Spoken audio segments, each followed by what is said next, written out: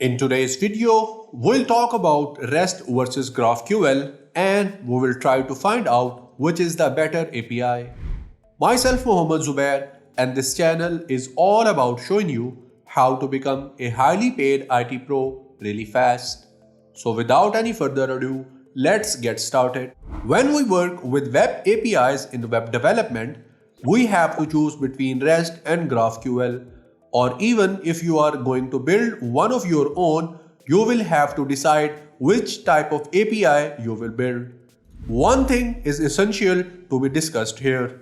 REST API is different from GraphQL, which is why GraphQL originated. Now let's have a look at both types of APIs. I'll start with the REST. APIs stands for an application programming interface, and REST APIs are used to fetch data for different applications, services, etc. And it is a concept that is for network-based software and it is an architectural concept. REST APIs are one of the most used APIs nowadays. It is a set of rules that tell the software, programs, applications, devices, and services about connecting and communicating. And REST API is the one that conforms to the design principle of REST. Now let's talk about GraphQL. Facebook developed GraphQL and initially it was an internal technology and later they made it open source. There are a lot of misconceptions about GraphQL and some of them are like people think GraphQL can only work with React.js and GraphQL is a database technology. But these misconceptions are false. GraphQL is also an API, but it is a query language API, and QL stands for query language in its name. GraphQL is the other way or the alternative way to create the APIs just like the rest. As it is a query language API, the client's application can request the needed data from the server, and the server will respond with the exact data the client asked for. That was all about the brief intro about both type of APIs. There were some reasons why the GraphQL was developed. As we already had the REST API, let's find out about those reasons. There were two main reasons why giants companies like Netflix, Coursera, and Facebook started to look for the alternative to REST API. The first reason was that in the earliest of 2010, world saw a boom in the mobile industry and there was a spike in the number of mobile users. Some issues started to emerge with low power devices and sloppy networks, and REST was not optimal to deal with those problems. The second reason was that as mobile usage increased, the number of different front-end frameworks and platforms used to run the client applications also got increased. But as the REST is inflexible, it was becoming harder and harder to develop a single API that can cover the requirements of every client. So because of that, Facebook started to develop the alternate of REST.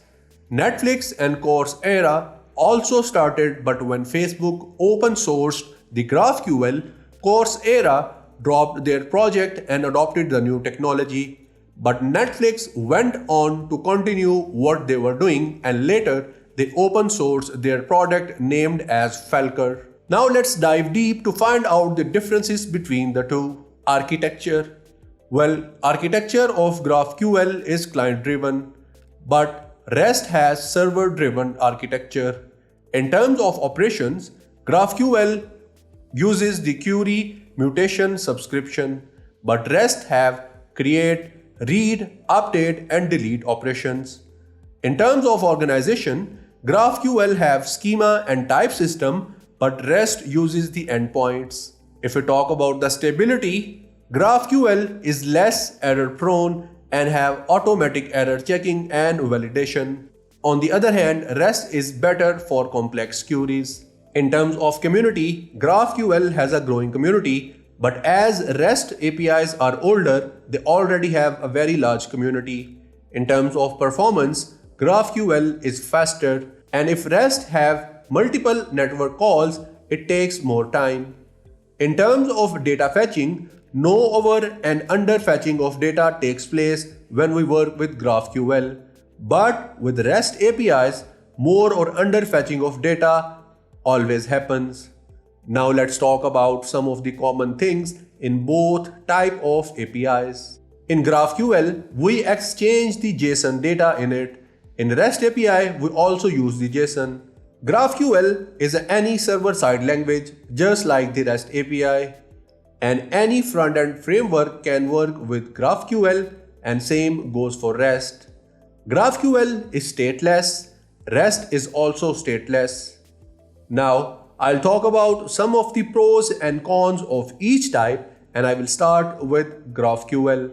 GraphQL requires only one unique point for every query. There is no over or under fetching of the data, and it can query one or more resources in one request. The front end and the back end teams can work independently. In terms of its cons, caching is a bit complicated in it, as it uses the single endpoint and the custom request. It only supports the JSON, and queries can become too large when we want to get the precise data or we want to increase the efficiency. Now let's talk about the pros and cons of REST API. In terms of its pros, it has the mature developers and tooling because it has been out there from very long. It uses the HTTP method, which makes the implementation predictable for the client. Unlike the GraphQL, REST supports XML, JSON, HTML, etc. and data can be cached in REST. In terms of its cons, it can cause the overfetching of the data.